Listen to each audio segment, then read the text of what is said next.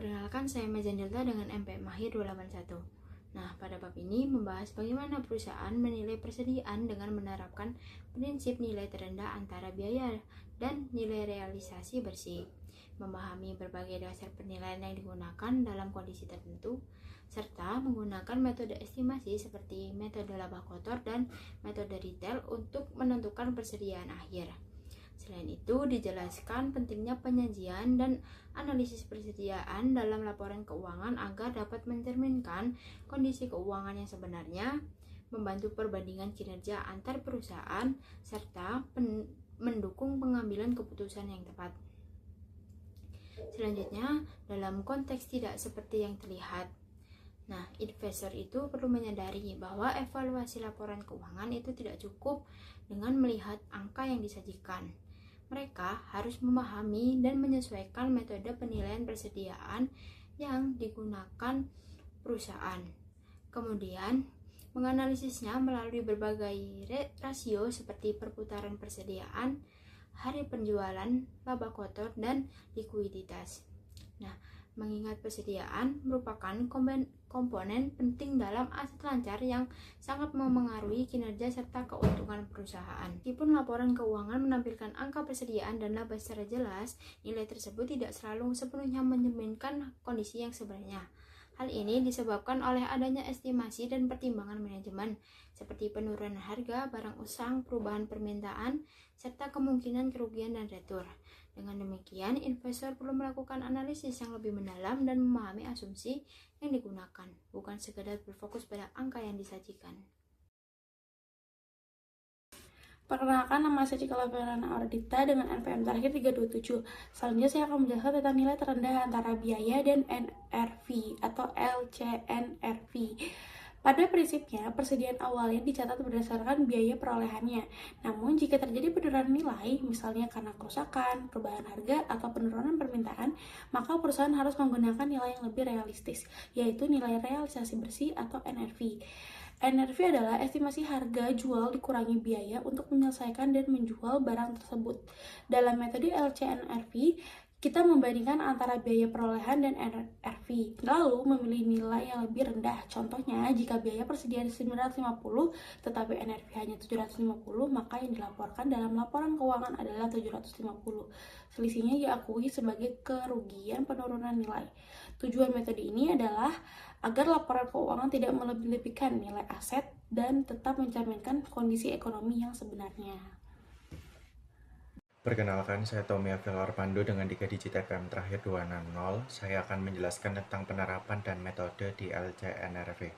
Jadi dalam akuntansi persediaan, perusahaan itu harus menilai persediaan dengan melihat nilai yang lebih rendah antara biaya perolehan atau cost dan nilai realistis bersih atau NRV. Nah, penerapannya ada beberapa langkah sederhana. Yang pertama, kita harus tentukan dulu nilai cost dari setiap barang. Yang kedua, kita harus hitung NRV, yaitu estimasi harga jual dikurangi biaya penyelesaian dan penjualan. Ketiga, kita bandingkan cost dan NRV, lalu pilih yang paling rendah. Yang keempat, semua nilai tersebut dijumlahkan untuk mendapatkan total persediaan akhir. Nah, di contoh ini bisa dilihat itu kalau beberapa barang itu seperti bayam dan wortel itu pakai cost karena lebih rendah, sedangkan barang lain seperti kacang dan sayur itu menggunakan NRV karena nilainya lebih kecil. Selanjutnya ada 3 metode penerapan LCNRV. Yang pertama adalah per item, artinya setiap barang itu dinilai satu persatu. Nah, di metode ini tuh penurunan tidak bisa ditutupi oleh barang lain, jadi hasilnya paling rendah yaitu 384.000. Yang kedua adalah per kelompok, di mana barang yang mirip digabung seperti ada kelompok beku dan ada kelompok kalengan. Nah, di sini kenaikan nilai pada satu barang itu bisa menutupi penurunan barang lain dari yang kelompok sama, sehingga hasilnya lebih tinggi yaitu 394.000. Yang ketiga adalah total atau agregat, di mana semua barang langsung dijumlahkan tanpa dipisah. Akibatnya semua penurunan itu nilai bisa ditutupi sehingga menghasilkan nilai paling tinggi yaitu 415.000. Nah, semakin digabung metode yang digunakan, maka nilai persediaan itu akan semakin besar. Sedangkan metode per item menghasilkan nilai paling konservatif dan paling mencerminkan kondisi sebenarnya. Saya Wirunisa dengan MPM Air 407. Penurunan dan pemulihan nilai persediaan. penurunan nilai atau write down terjadi ketika NRV atau Net Realizable Value lebih kecil daripada biaya perolehan. Nah, penyebab penurunan nilai ada 3. Yang pertama yaitu barang rusak atau usang, harga jual turun, dan biaya penjualan meningkat. Dampaknya, persediaan yang diturunkan ke NRV dan selisihnya dicatat sebagai kerugian di laporan laba rugi. Jadi, intinya itu, perusahaan tidak boleh mencatat persediaan lebih tinggi dari nilai yang bisa direalisasikan. Selanjutnya yaitu pemulihan nilai atau reversal. Jadi, jika periode berikutnya nilai jualnya meningkat, kondisi pasar membaik, maka sebagian kerugian boleh balik atau recovery. Batasnya maksimal sebesar kerugian yang pernah dicatat sebelumnya. Jadi, aturan pentingnya tidak boleh menaikkan nilai persediaan melebihi biaya awal. Penurunan sama dengan menurunkan laba. Pemulihan sama dengan meningkatkan laba. Jadi, harus dilakukan di setiap periode pelaporan. Nama saya Faizal Nabila, NPM terakhir 122. Jadi di sini saya akan menjelaskan tentang dasar penilaian lain selain LCNRV. Selain metode LCNRV, ada beberapa dasar penilaian persediaan lain yang digunakan dalam kondisi tertentu. Pertama, pada persediaan pertanian, seperti hewan dan hasil panen, persediaan dinilai menggunakan nilai realisasi bersih karena memiliki harga pasar yang jelas. Perubahan nilainya langsung diakui sebagai laba rugi berjalan.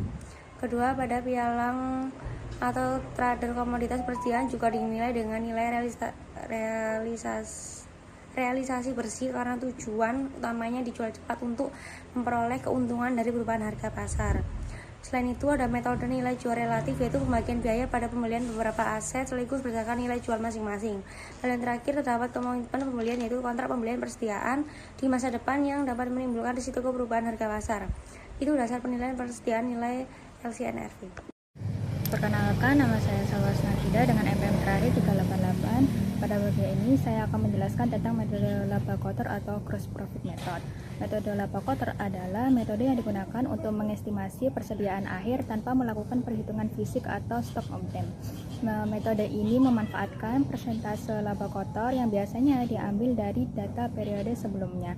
Tujuan utama metode ini adalah untuk mendapatkan estimasi cepat mengenai nilai persediaan, terutama dalam kondisi tertentu seperti penyusunan laporan sementara atau ketika terjadi keadaan darurat, misalnya kebakaran atau kehilangan data persediaan.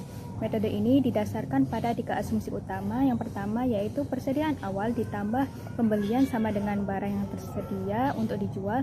Kedua, barang yang tidak terjual dianggap sebagai persediaan akhir. Dan yang ketiga, penjualan dikurangi laba kotor akan menghasilkan harga pokok penjualan. Secara umum, langkah perhitungannya dimulai dari menghitung barang tersedia, kemudian menentukan laba kotor dari persentase tertentu, lalu menghitung harga pokok penjualan, dan akhirnya diperoleh estimasi persediaan akhir.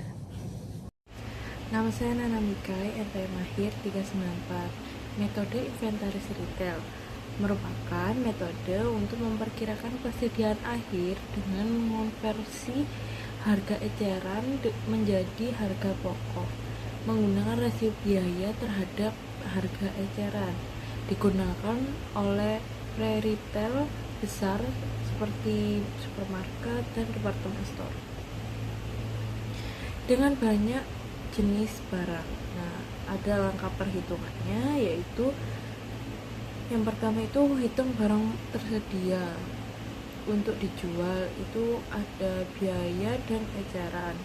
Nah, yang kedua itu kurangi penjualan, itu persediaan akhir atau eceran. Yang ketiga itu hitung rasio biaya terhadap eceran. Dan yang keempat itu ada persediaan akhir sama dengan rasio dikali persediaan akhir atau eceran. Nah, rumus utamanya itu adalah persediaan akhir sama dengan persediaan akhir eceran dikali rasio biaya atau eceran. Nah, jenis metodenya itu ada konvensional atau LCNRV. yaitu tidak memasukkan markdown. Dan yang kedua itu ada metode biaya, yaitu memasukkan markdown. Nah, ini tuh ada kelebihan dan kekurangannya. Kelebihannya itu cepat, praktis, terus tidak perlu stok pop 6 penuh, dan dapat membantu laporan sementara atau kontrol persediaan. Nah, kekurangannya itu hanya estimasi atau tidak 100% akurat. Lanjut ke bisa bias jika margin berbeda antara barang.